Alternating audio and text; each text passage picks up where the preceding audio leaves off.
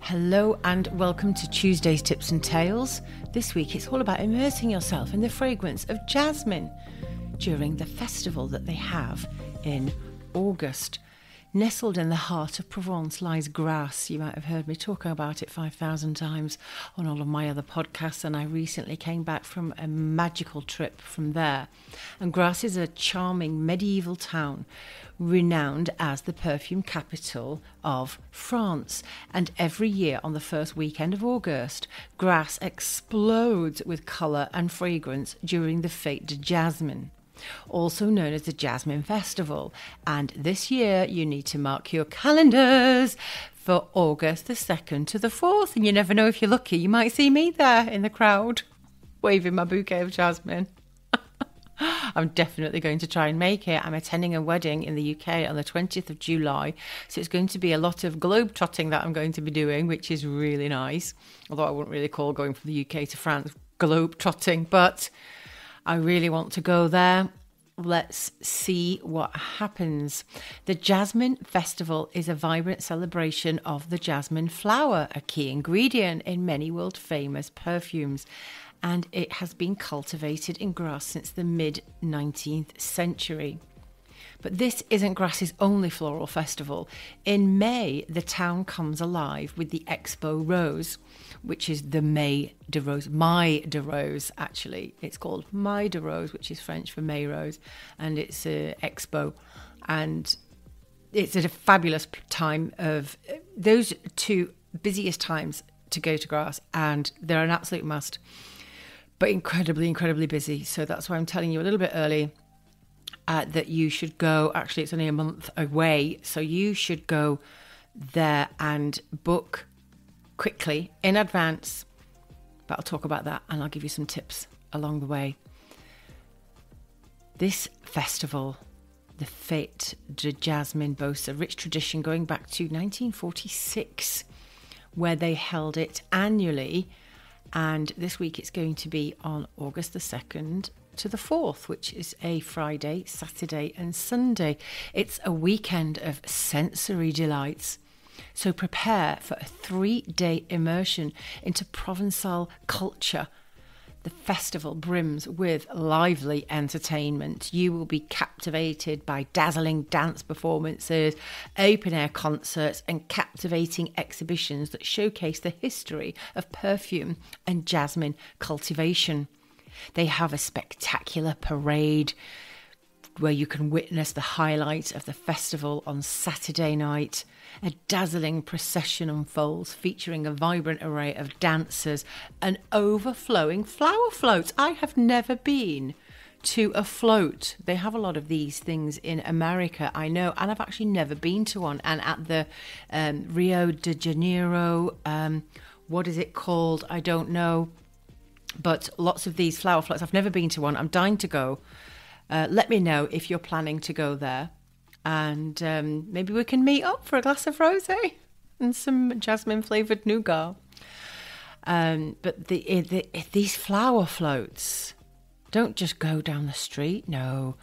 They shower the audience with fragrant jasmine blossoms. Can you imagine? I mean, gosh, they could have been putting those to good use, do you know what I mean, into some perfumes. It's one of the most expensive perfume ingredients in the world, and they're just throwing them into the crowd of thousands of people. Where do they get these jasmine blossoms from? They're everywhere. You'll see them all over the walls in Grasse. It's amazing. But catch as many as you can, because then they have a battle of the flowers where participants throw jasmine confetti at each other. Be careful, probably wear your sunglasses or some safety glasses so you don't get it in your eye. People might pick up some pebbles and throw it amongst the jasmine flowers, so be careful. I'm going to have my health and safety hazard hat on.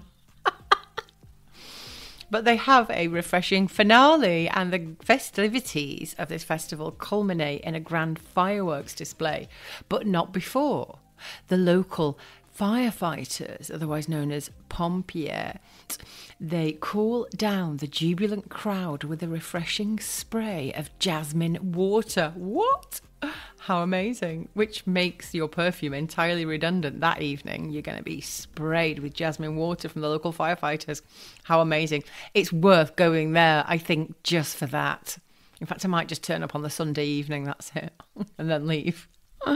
But beyond the festival, there's other places that you can explore, such as in Grasse's perfumed heart. You can delve deeper into the perfume museums, and you can visit You can visit Molinard, Fragrant, or Gallimard for a fascinating glimpse into the art of fragrance creation. And they all actually offer workshops where you can concoct your own personalised perfume, so you can take home a truly unique souvenir. But you need to really explore Grasse as well, and just stroll through the charming cobbled streets and soak in the medieval architecture and savour delicious Provençal cuisine, perhaps even infused with a hint of jasmine. But let's talk about planning your trip. Now, you can get there by different means. You can get there by bus, by train, by car, by plane. The nearest train station in Grasse is called SNCF, and it's got connections to major cities like Nice and Cannes. Nice is the closest airport, so if you want to go from Nice, and I have flown into Nice myself, and I think you land in Terminal 2. You then need to walk towards Terminal 1, walk up the hill and get a bus at the top of the hill. There is a bus station. You can ask in the information in the airport where this bus goes.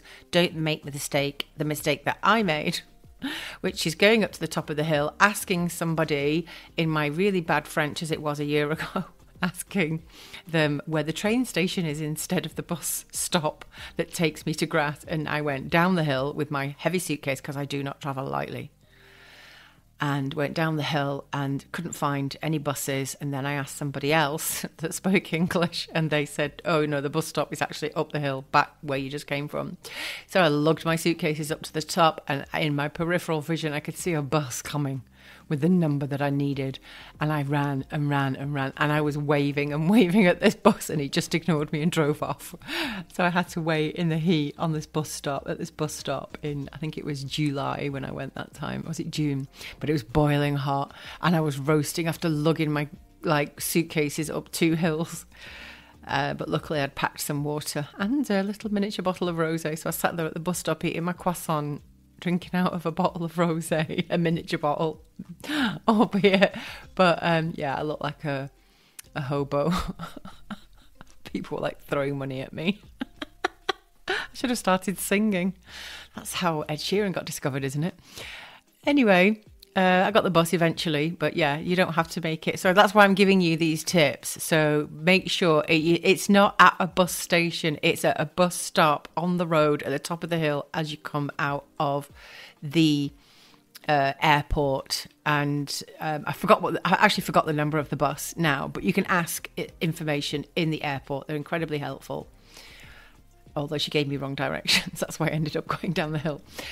So yeah, you can get the bus. If you're going by train, then the train will go from Nice as well, or Cannes, or so many other places.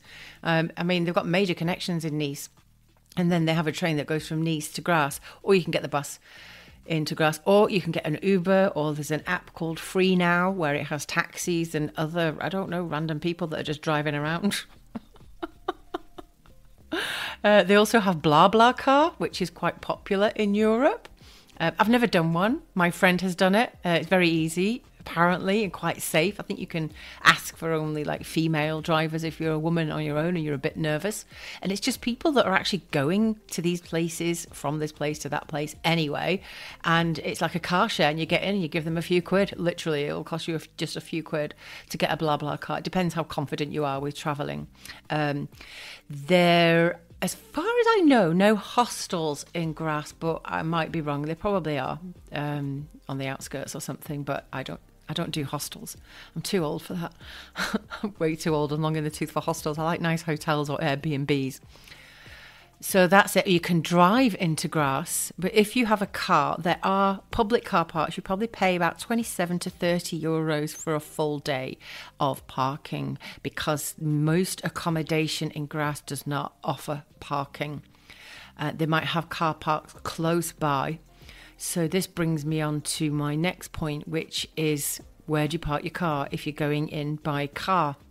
And I do suggest that you do go by car if you've got one and it's possible, because there's plenty of other places that you can drive to whilst you're in Grasse. But I chose this time. Last time I went, I didn't have a car, so I stayed right in the centre of Grasse, above a perfume shop. It was amazing.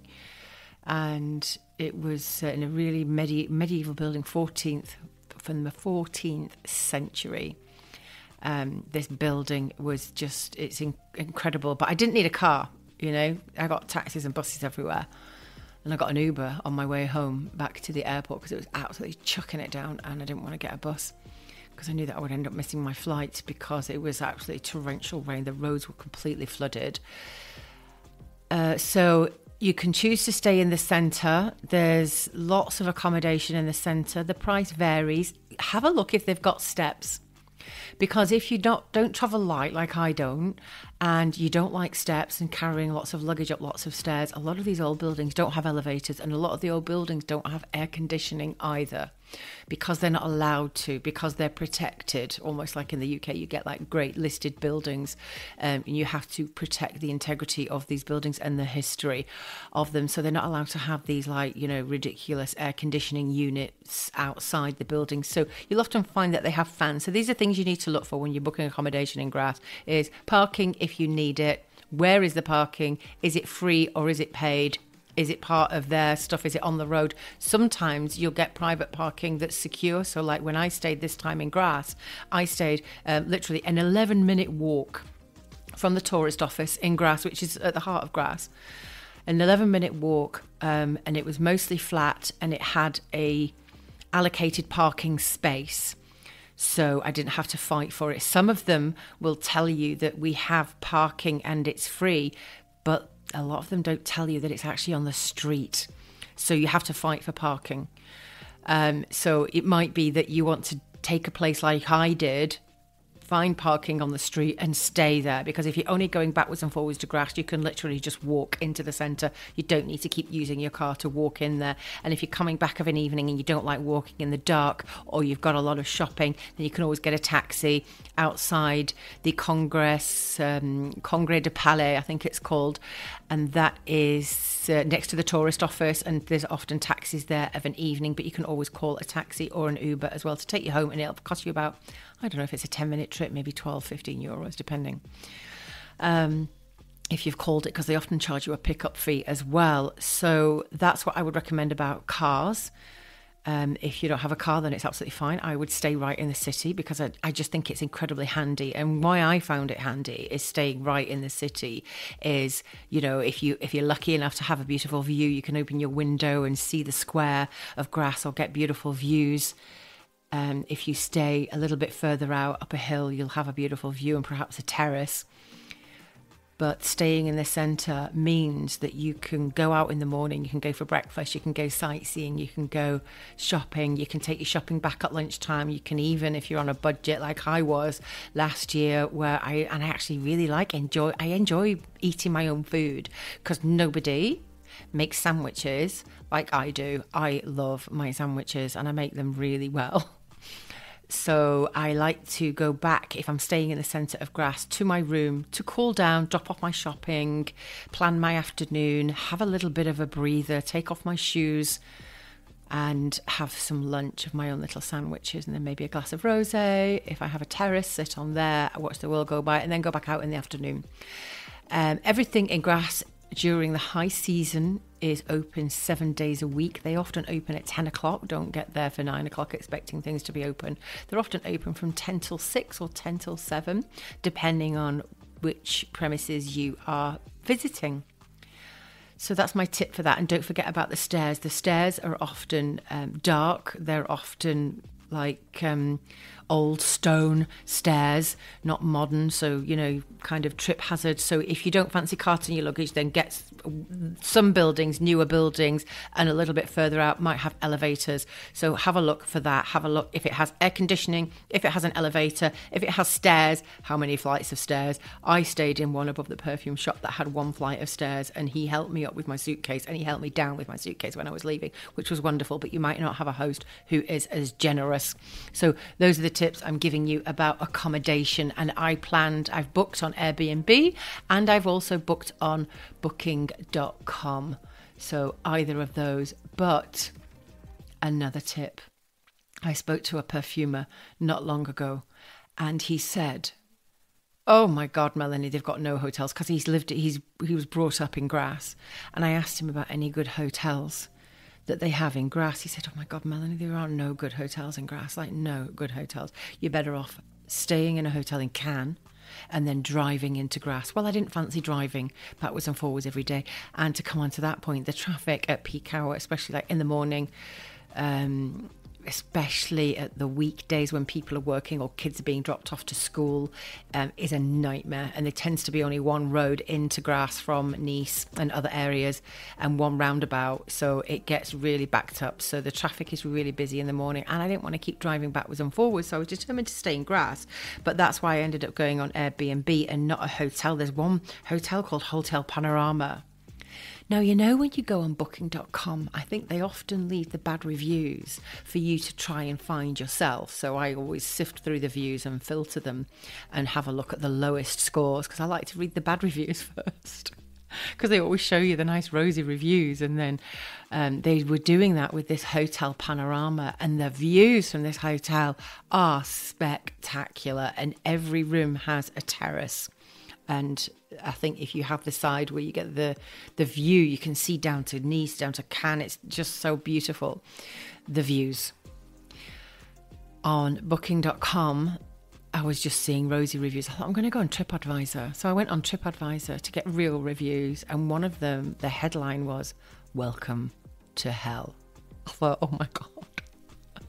They said it was absolutely awful, and dark corridors and weird fairy lights and everything, and like dirty and really run down. So I thought, I've got to go and see this for myself.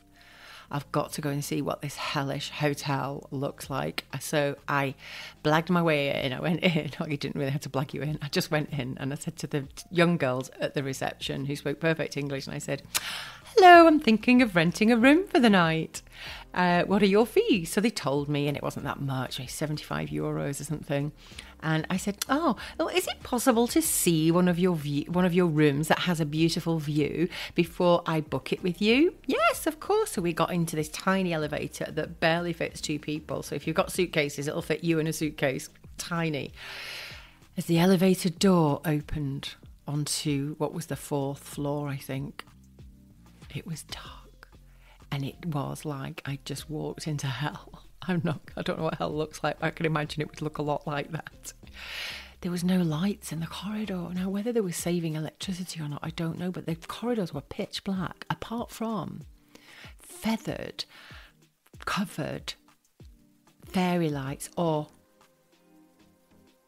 fairy lights covered in feathers, or feathers covered in fairy lights. I don't know which one. Which came first, the chicken or the egg, but it was awful. There was like multicoloured flashing fairy lights down the corridor, which was their lighting source. And it was bizarre and it was awful. And I went into the room and it stank and it was dirty. And she's like, "Oh, the housekeeper hasn't been yet, you know, after that guest left." I'm like, it's 4:00 in the afternoon. And it was awful. Like a really, you know, a normal size, very small hotel room, and it had a bathroom, but oh my God, it's way too shabby for me. I'm sorry. It was horrible and dirty, and I felt itchy. I felt dirty coming out of there, you know. So anyway, if you want a beautiful view and you don't mind staying in a dirty hotel, they might have cleaned it up by then, I doubt it. Don't go to the Hotel Panorama. There's other ones around. I think there's an Ibis or something. You might want to stay in there, but check it out. But there's lots of really nice accommodation on Airbnb and booking.com. People that have apartments, especially my host. She's got quite a few apartments in and around Grasse. And it was gorgeous. The view, the terrace was huge. It was 2 bedrooms. And I think I ended up paying just over €100 a night, which included the taxes, fees, tourist fees, and the cleaning fee.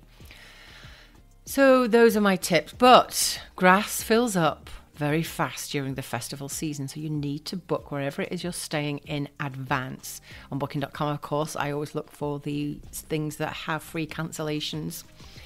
But if you want to stay in the heart of the action, book it in advance. But there are alternatives. You can consider nearby towns for a wider selection, like charming villages like Mouan-Sartox, that has a Tuesday market, or Valbon, which has a famous Friday market. And these villages offer a more relaxed local experience, and they often have shuttle services to Grasse during the festival. So you can take bus shuttles, or if you wanted to stay just outside of Grasse, and look for unique accommodations. So you can rent perhaps a charming Provençal house. I stayed in a house there before. You can stay in farmhouses. They even have like little mobile homes, or it looks like one that I was going to stay in last year, but it was just a little bit too far out.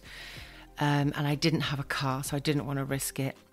And it was about 3 miles outside of Grasse, and it looked like a station wagon, like an old, like in the cowboy and western movies, like an old wooden cabin on wheels. I don't think it had wheels, but anyway, it looked gorgeous, and it had a jacuzzi and everything.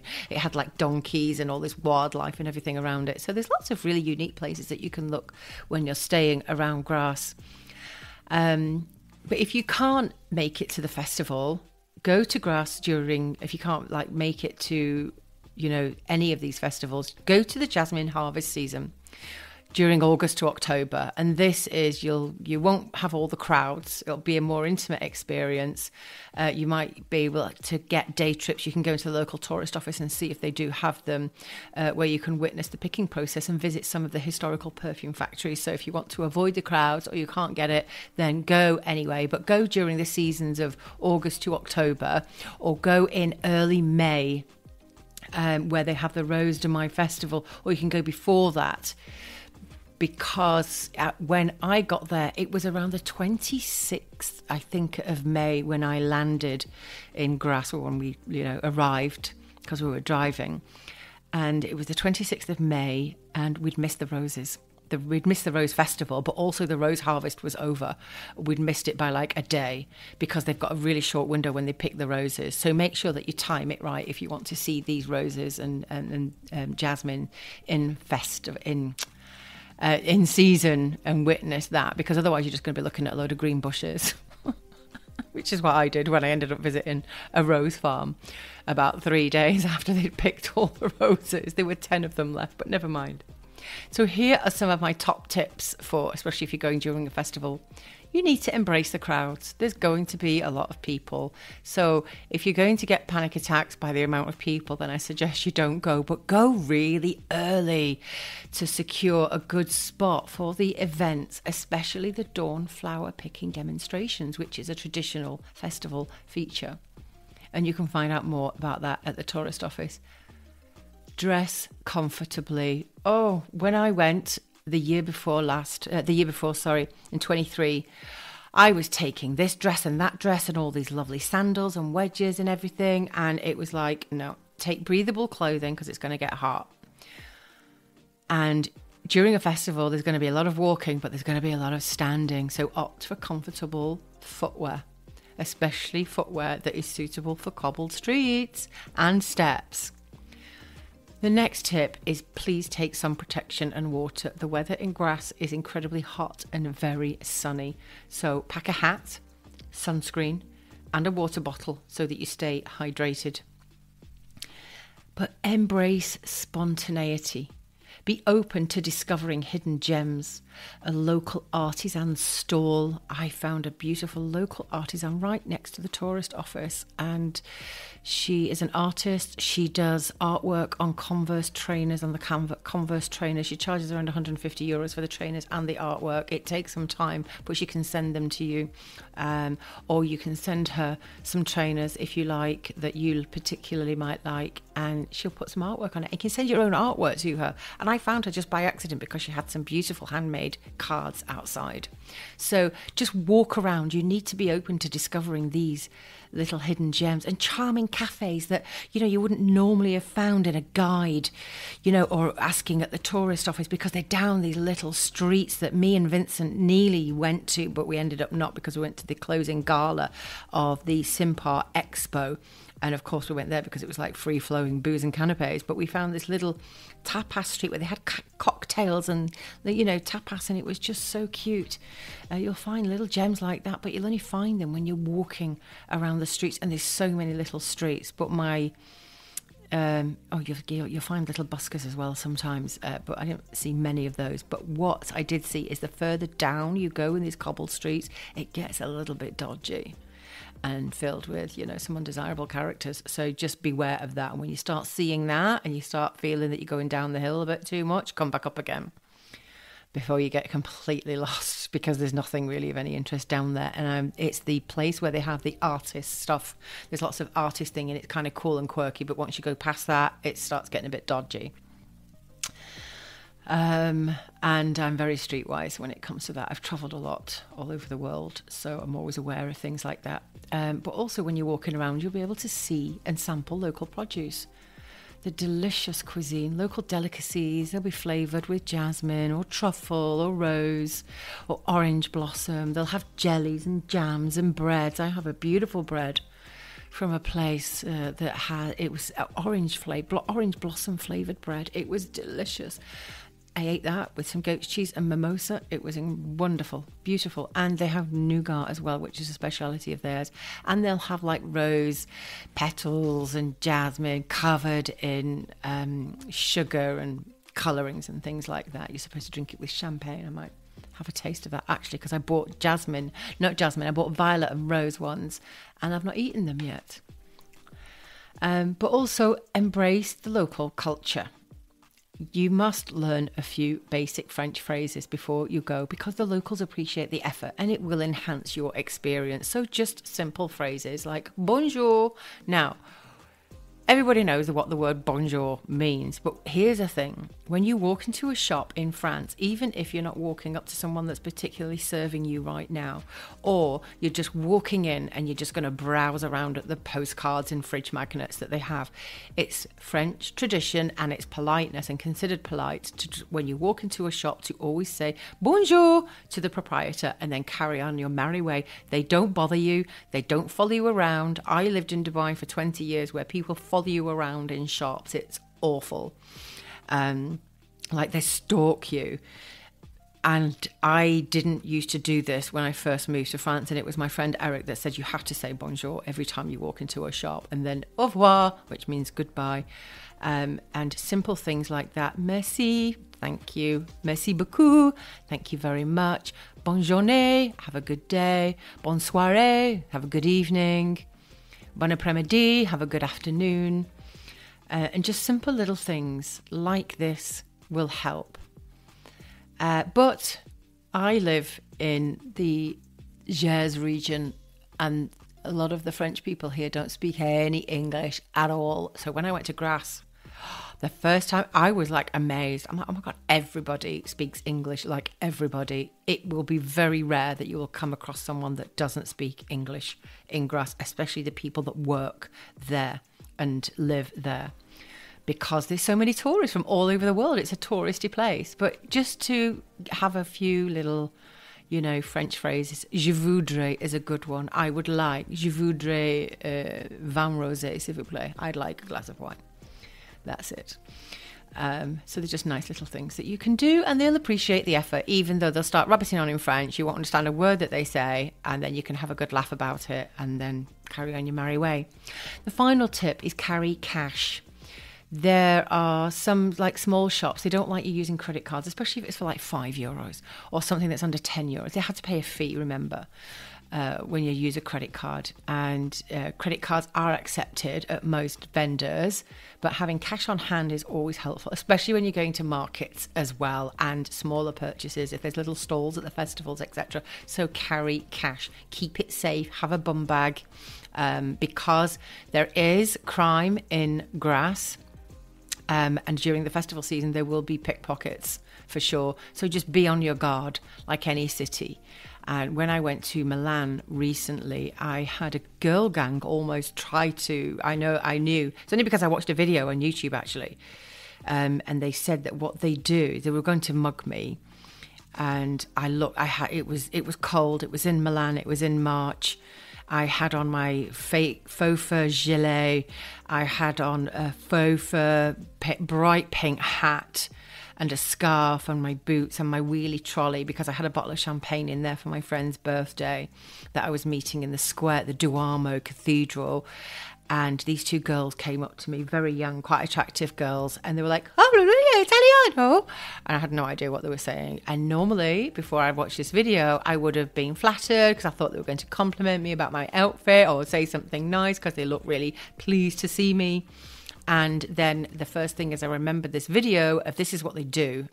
They always have a couple of them. They always use young, attractive girls. They accost you. They get right in your face. They start trying to distract you.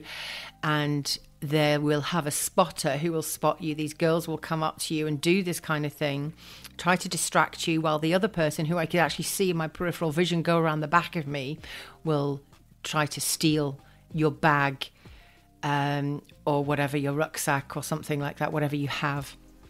While you're being distracted by these girls. So just be wary of that. I'm glad I've warned you, because I'm glad that these people warned me. Otherwise, my day to Milan, my day trip into the centre of Milan might not have ended on the high that it did end on, which was singing with a busker in the square before I got on a tram going the wrong way.